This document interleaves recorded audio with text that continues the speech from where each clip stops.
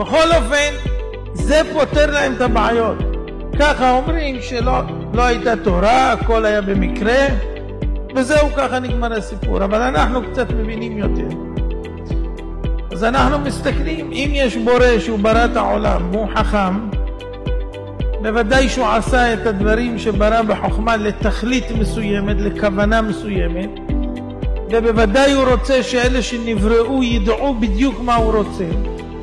אז הוא צריך גם להביא את התוכנית, מה הוא רוצה.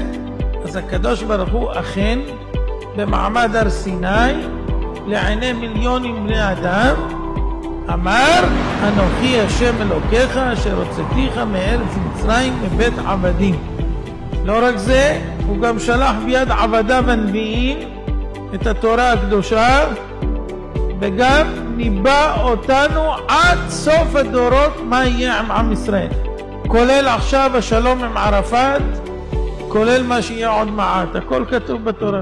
ועוד אמר הקדוש ברוך הוא, לפני שאמר אנוכי השם אלוקיך, התגלה במצרים על ידי 10 המכות כמי שהוא הכל יכול ואין מי שיוכל להתנגד לו. ולא סתם נבחרו 10 המכות, כל מכה באה להראות את השליטה של הקדוש ברוך הוא בעולם, מלמטה מהתהומות עד שמי השמיים. מכה ראשונה דם, הוא מראה שהוא שולט בימים, באגמים, בנהרות, מכה את המים 7 ימים. מכה שנייה צפרדע, הוא מראה שהוא שולט בכל בעלי החיים שבמים. מכה שלישית כינים, הוא מראה שהוא שולט על כל הרומס על פני האדמה. מכה רביעית ערוב, הוא מביא תערובת של חיות, פינים, אריות, נמרים לתוך מצרים.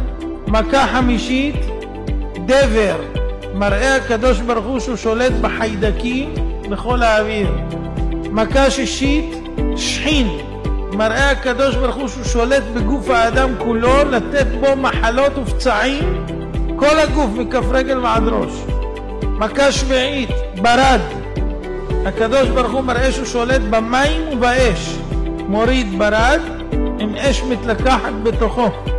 מכה שמינית הרבה, מראה שהוא שולט בכל העופות המעופפים באוויר.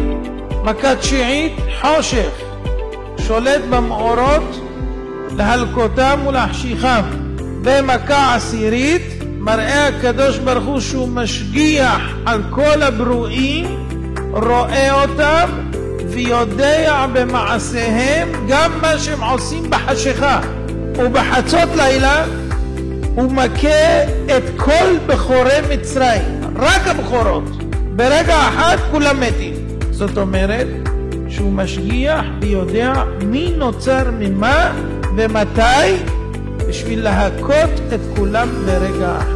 אחרי 10 המכות האלה שהוא מראה שהוא שולט בכל העולם כולו, מוציא את עם ישראל, קורע עליהם את הים לגזרים, מעביר אותם ביבשה, מכסים המים על המצרים, הם מגיעים למדבר, אוכלים מן מן השמיים, אין שמה סופרמרקט, אין טיטולים ואין מטרנה.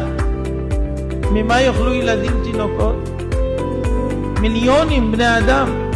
מי לוקח אחריות לקחת מיליונים למדבר? אין סככות, שמש, נחשים, עקרבים, איך אחריות?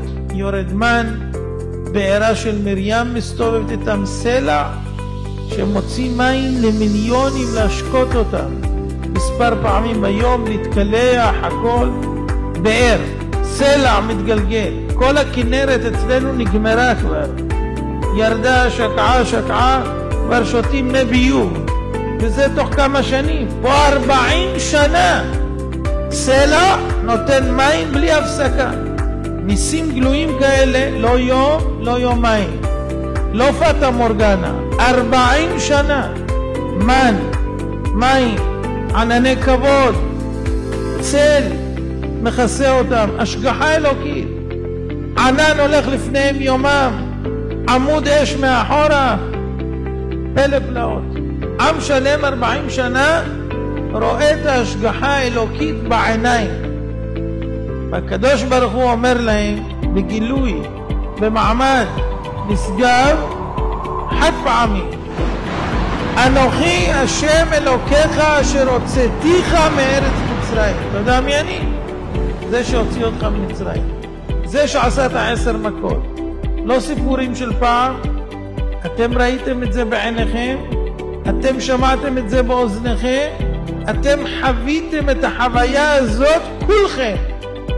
עכשיו הנה התורה הזאת אתם מקבלים ואתם הולכים על פיה.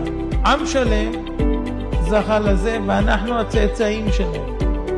יש לנו את הדבר הכי מכובד בעולם, הכי קדוש בעולם, הכי חכם בעולם. יש לנו את התורה האלוקית, יש לנו הבטחות אלוקיות בתורה, הבטחות, ברכות בתורה, אבל יש גם כללות בתורה, הם לא עושים. הכל נמצא בתורה הקדושה. כל מהלך חייו של העם היהודי עד סוף הדורות כתוב בתורה מראש.